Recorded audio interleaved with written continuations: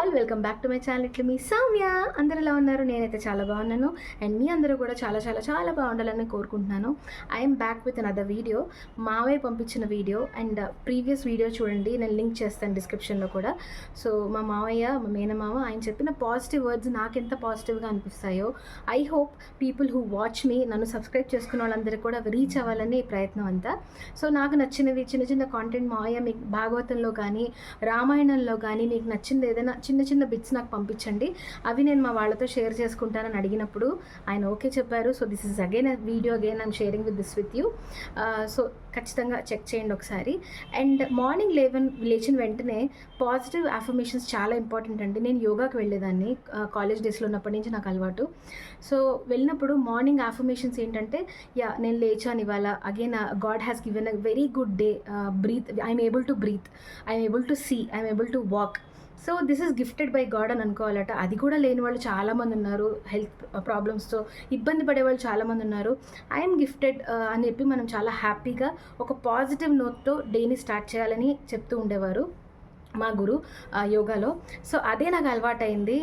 నేను యోగాతో డిస్కనెక్ట్ అవ్వలేదు, I'm still doing it. కాకపోతే ఏంటంటే కొంచెం ప్రాక్టీస్ తగ్గిందనమాట. బట్ మెంటల్గా చాలా కనెక్టెడ్గానే ఉంటాను. పాజిటివ్ అఫర్మేషన్స్తోనే లేస్తాను. నా డే ఎలా ఉన్నా కానీ, ఎంత నెగిటివ్ వైబ్రేషన్స్ నా డేలో స్టార్ట్ అయినా కానీ, పాజిటివ్గానే నేను దాన్ని తీసుకెళ్ళడానికి ట్రై చేస్తాను. ఓం నమ శివాయ అనుకుంటూ లేస్తాను.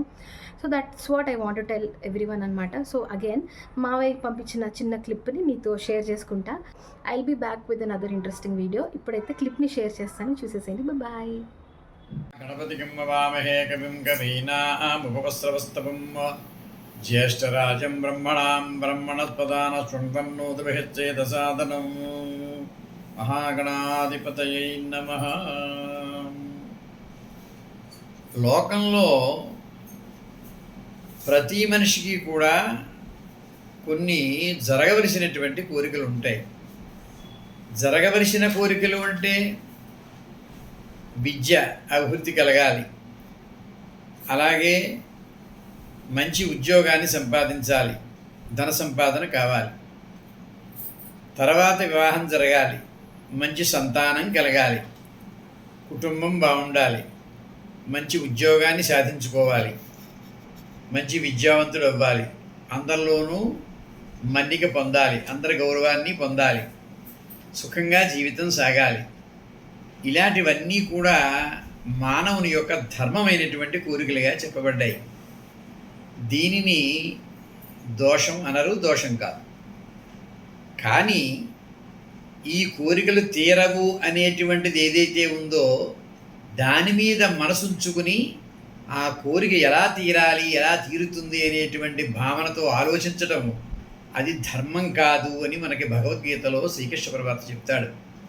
ధ్యాయతో విషయాన్ పుంసః సంగస్తే శూపజాయతే సంగా సంజాయతే కామః కామాత్ క్రోధాభిజాయతే క్రోధో విజాయతే క్రోధాద్భవతి సమ్మోహః సమ్మోహా స్మృతిభ్రంశ స్మృతిభ్రంశ బుద్ధినాశ బుద్ధినాశోత్ ప్రణశ్యతి అన్నాడు. ఎంత చిత్రమైనటువంటి గొప్ప విషయం అంటే అంత అందమైన అద్భుతమైన శ్లోకం చెప్పారు.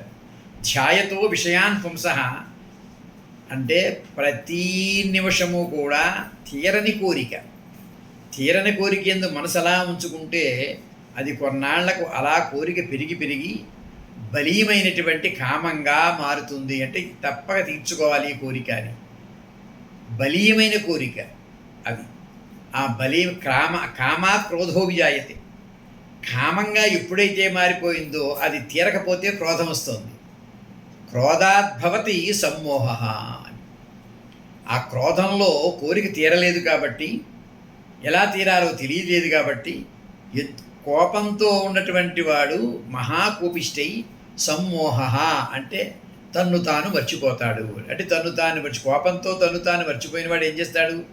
గురువులను దూషిస్తాడు, అలాగే బంధువుల్ని కాదంటాడు, దూషిస్తాడు, తల్లిదండ్రులను నిరసిస్తాడు, పెద్దల్ని గౌరవించడు, ఏం మాట్లాడుతున్నాడో తెలియదు, అంచేత అలా అయిపోతాడు.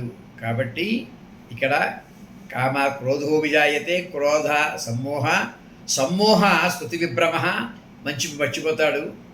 శృతి విభ్రమ ఎప్పుడైతే మర్చిపోయాడో తను తాను మర్చిపోయాడో బుద్ధినాశ అని. ఎప్పుడైతే తన్ను తాను మర్చిపోయి క్రోధానికి లోనైపోయాడో, క్రోధాద్భవతి సమ్మోహ, సమ్మోహ స్మృతిభ్రంశ, స్మృతిభ్రంశ బుద్ధినాశ.